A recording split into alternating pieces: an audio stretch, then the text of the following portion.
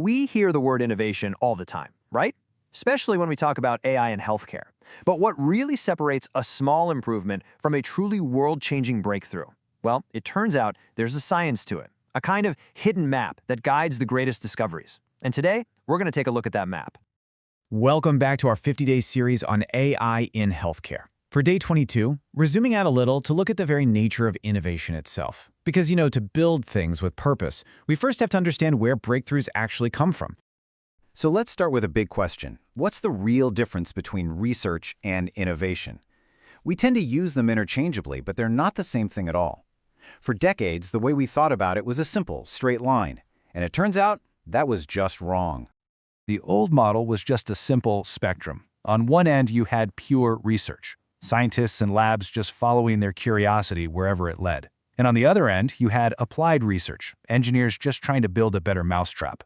The idea was that pure discovery would kind of eventually trickle down and become something useful, but that's not really how the biggest breakthroughs happen. Then, in the 90s, a political scientist named Donald Stokes came along and completely shattered that linear model. He gave us a much more powerful map for thinking about the world of discovery. He called it Pasteur's Quadrant, and instead of a straight line, it's a grid built on two really simple but powerful questions. First, are you trying to fundamentally understand how the world works? And second, are you trying to solve a specific practical problem? And when you plot those two questions against each other, you get this really elegant 2x2 grid. It gives us 4 totally distinct zones of research. So let's explore what's happening in each one. Let's start in what's known as Bohr's Quadrant, or pure basic research. The motivation here is just pure, unadulterated curiosity. It's science asking big questions, just for the sake of knowing the answer. Think of someone wondering, why is the sky blue? They're not trying to invent a blue sky machine. They just have this deep desire to understand how the universe works. The classic example here is the physicist Niels Bohr. He was absolutely obsessed with understanding the structure of the atom. He wasn't trying to build a new gadget or a weapon. He just wanted to know how nature was put together at its most basic level. That's pure basic research. Now, let's jump over to the complete opposite corner of our grid, Edison's Quadrant, or pure applied research. The mindset here is the polar opposite of Bohr's. The goal isn't to uncover some fundamental law of nature. It's to solve a very specific problem. The question isn't, why does this work, but simply, how can I make this work? As in, how do I make this little filament glow without just burning out? And this is perfectly illustrated by Thomas Edison. He famously tested thousands of materials for his light bulb. He didn't really care about atomic theory, he just wanted a practical solution that worked. In fact, some historians say he would even ignore results that might have led to huge fundamental discoveries because he was so laser-focused on that one practical invention.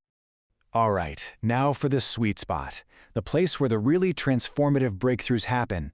It's called use-inspired basic research. The key here is that it's a combination, not a compromise.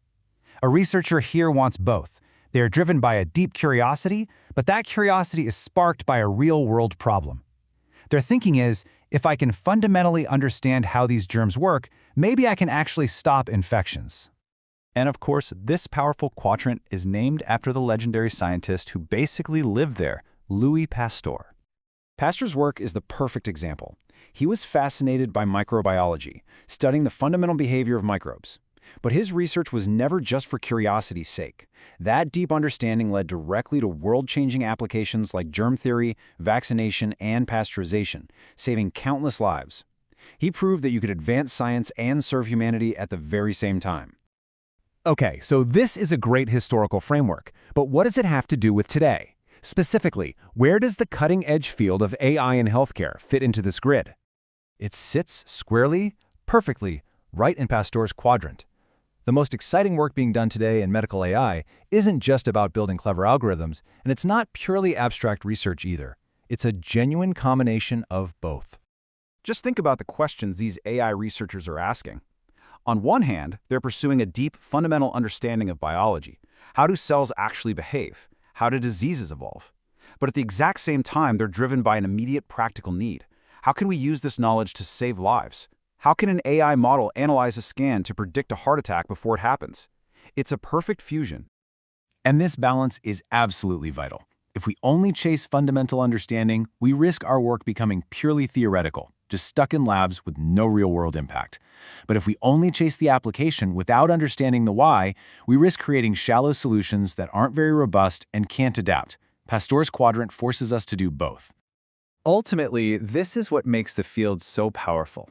It's not just about data and algorithms. The best work happening in medical AI is science in Pasteur's quadrant, where a deep-seated curiosity about how life works meets a profound compassion to help people. So the next time you hear about a new AI model that can detect cancer or predict disease, remember this framework. It doesn't come from magic. It comes from this special place where the quest to understand and the drive to help become one and the same.